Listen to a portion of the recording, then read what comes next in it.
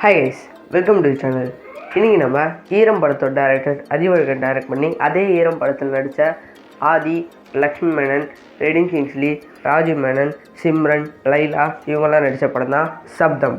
இந்த படத்தோட ரிவ்யூ தான் நம்ம இன்றைக்கி வீடியோவில் பார்க்க போகிறோம். ஸோ வாங்க வீடியோக்குள்ள போகலாம்.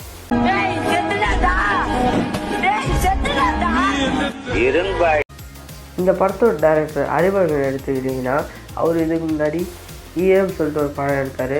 அந்த படத்தில் இந்த படத்தில் நடித்த ஆதி தான் அந்த படத்துலேயும் ஹீரோவை நடிச்சிருப்பார். ஸோ அந்த படம் நல்ல ஒரு படமாகவே இருந்தது. ஸோ அதேமாரி இந்த படம் எப்படி இருக்குன்னு வாங்க பார்க்கலாம். இந்த படத்தோட கதை எடுத்துக்கிட்டிங்கன்னா, ஒரு காலேஜில் 2 பேர் தற்கொலை பண்ணி இறந்து போகிறாங்க.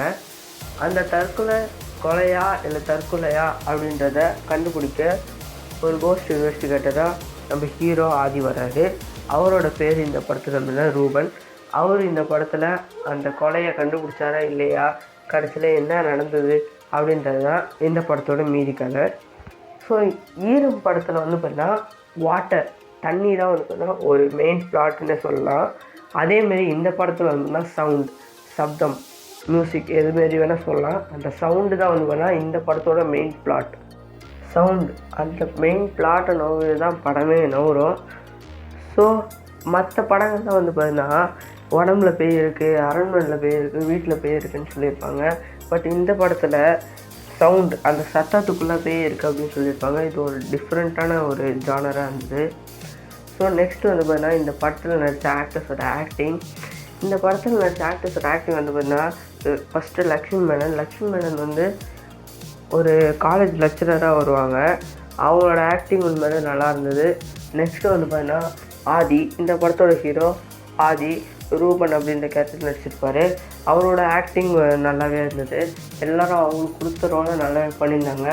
பட் அதிகமான ஆக்டிங் ஸ்கோப் பார்த்திங்கன்னா இந்த படத்தில் ஆதிக்கோ லக்ஷ்மி மேனனுக்கு மட்டும்தான் இருக்குது. வேறு யாருக்குமே அவ்வளோ ஆக்டிங் ஸ்கோப் இல்லை. ஸோ இன்னும் கொஞ்சம் ஆக்டிங் ஸ்கோப் எல்லாருக்கும் கொடுத்துருக்கலாம் அப்படின்னு தோணுது.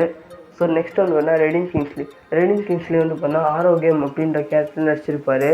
அவர் தான் காமெடி போர்ஷன்ஸில் வருவார். அவரோட காமெடி போர்ஷன்ஸ் அங்கங்கே ஒர்க் அவுட் ஆகிருக்கு. எல்லா இடங்கள்லையும் சொல்ல முடியாது, அங்கங்கே ஒர்க் அவுட் ஆகிருக்குன்னு சொல்லலாம். அதேமாரி இந்த படத்தில் ரூபன் கேரக்டர் வச்சுருக்க எக்யூப்மெண்ட்ஸ் பார்த்திங்கன்னா ரொம்ப டிஃப்ரெண்ட்டான எக்யூப்மெண்ட்ஸ் தான் இருந்தது. நான் இது வரைக்கும் அந்தமாரி எக்யூப்மெண்ட்ஸ் பார்த்ததில்ல. ஸோ அந்த படத்துலேயே அந்த எக்யூப்மெண்ட்ஸை பற்றி எக்ஸ்பிளைன் பண்ணியிருப்பாங்க. நெக்ஸ்ட்டு பார்த்தீங்கன்னா இந்த படத்தோட ஸ்க்ரீன் ப்ளே, ஸ்டோரி எவ்வளோ ஆழமாக இருந்தாலும் ஸ்க்ரீன் ப்ளே நல்லா இருந்ததுன்னா ரொம்பவே இந்த படம் நல்லாயிருக்கும் அப்படின்றத நான் நிறைய வாட்டி சொல்லியிருப்பேன்.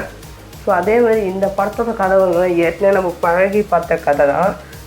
ஆனால் ஸ்க்ரீன் ப்ளே நல்லா இருந்ததுன்னா எவ்வளோ மட்டமான கதையாக இருந்தாலும் அதை எலவேட் பண்ணி காட்டும் அப்படின்றத நான் நிறைய வீடியோவில் சொல்லியிருப்பேன். ஸோ அதேமாரி இந்த படத்தோட ஸ்க்ரீன் ப்ளே பார்க்கலாம் வாங்க. இந்த படத்தோட ஸ்க்ரீன் ப்ளே பார்த்தீங்கன்னா அங்கங்கே ஸ்லோனஸ் ஃப்ளாக்ன்றது தெரியும். எல்லா இடங்கள்லையும் சொல்லிட முடியாது, அங்கங்கே தெரியும். குறிப்பாக ஃபஸ்ட் ஹாஃபில் இன்டர்வல் சீனில் பார்த்தீங்கன்னா உங்களுக்கு சில இடங்களில் லேக் தெரியும். அடுத்து செகண்ட் ஹாஃபில் அங்கங்கே லேக் தெரியும். நெக்ஸ்ட்டு பார்த்தீங்கன்னா சாங்ஸ் அப்படின்றது மாண்டேஜாக தான் போகுது. குத்து சாங் அப்படின்றதெல்லாம் எதுவுமே இல்லை, எல்லாமே மாண்டேஜ் சாங்ஸாக தான் போகுது. ஸோ நெக்ஸ்ட்டு பார்த்தீங்கன்னா இந்த படத்தில் பார்த்தீங்கன்னா சிம்ரன் பார்த்தீங்கன்னா டாக்டர் டயானா அப்படின்ற ஒரு கேரக்டர் ஃப்ளாஷ்பேக் போர்ஷனில் வந்திருப்பாங்க. ஸோ அவங்களோட ஆக்டிங் நல்லாவே இருந்தது. நெக்ஸ்ட்டு ராஜு மேனன் இந்த படத்தில் டாக்டர் டேனியல் அப்படின்ற கதாபாத்திரம் ப்ளே பண்ணியிருப்பார்.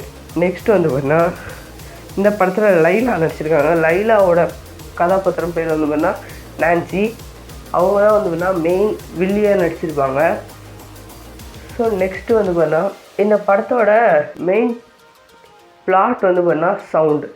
அந்த சவுண்டு பார்த்தீங்கன்னா கரெக்டாக யூஸ் பண்ணியிருக்காங்களா, அந்த சத்தத்தை கரெக்டாக யூஸ் பண்ணியிருக்காங்களா அப்படின்னு பார்த்தீங்கன்னா கரெக்டாக யூஸ் பண்ணியிருக்காங்க அப்படின்னு தான் சொல்லணும். ஸோ இந்த படத்தில் அங்கங்கே சவுண்ட் எஃபெக்ட்ஸ் ரொம்பவே நல்லா இருந்தது. கண்டிப்பாக டால்மி அட்மாஸ் இருக்கிற தேட்டரில் போய் பாருங்கள். இந்த படம் பார்த்தீங்கன்னா தேட்டரில் பார்த்தா அவ்வளோ எக்ஸ்பீரியன்ஸ் பார்த்தா ரொம்பவே நல்லாயிருக்கும். ஸோ கண்டிப்பாக மிஸ் பண்ணிடுறாங்க, தேட்டரில் போய் பாருங்கள் இந்த சவுண்டுக்காகவே. நெக்ஸ்ட் இந்த படத்தோட கிளைமேக்ஸ். இந்த கிளைமேக்ஸ் பார்த்தீங்கன்னா சாட்டிஸ்ஃபையான கிளைமேக்ஸ் அப்படின்னு கேட்டிங்கன்னா 50-50 அப்படின்றது சொல்லலாம். 50% சாட்டிஸ்ஃபை ஆச்சு. மற்ற 50% இன்னும் கொஞ்சம் நல்லா பண்ணியிருக்கலாம் அப்படின்னு தோணுச்சு. ஸோ அவ்வளோதான் இந்த படத்தோட ரிவ்யூ. இந்த படம் நீங்கள் பார்த்துட்டிங்களா, உங்களுக்கு பிடிச்சிருந்ததா அப்படின்றத கமெண்ட் செக்ஷனில் சொல்லுங்கள். பார்க்கலன்னா கண்டிப்பாக அந்த சவுண்ட் எஃபெக்ட்ஸ்க்காகவே கண்டிப்பாக போய் பாருங்கள். ஸோ இந்த படம் வந்துன்னா ஒரு அபோவ் அவரேஜ் ஃபிலிமாக தான் அமைஞ்சிருக்கு. இந்த படத்துக்கு என்னோடய ரேட்டிங் வந்துன்னா 3.5 out of 5. Okay, stay tune, by.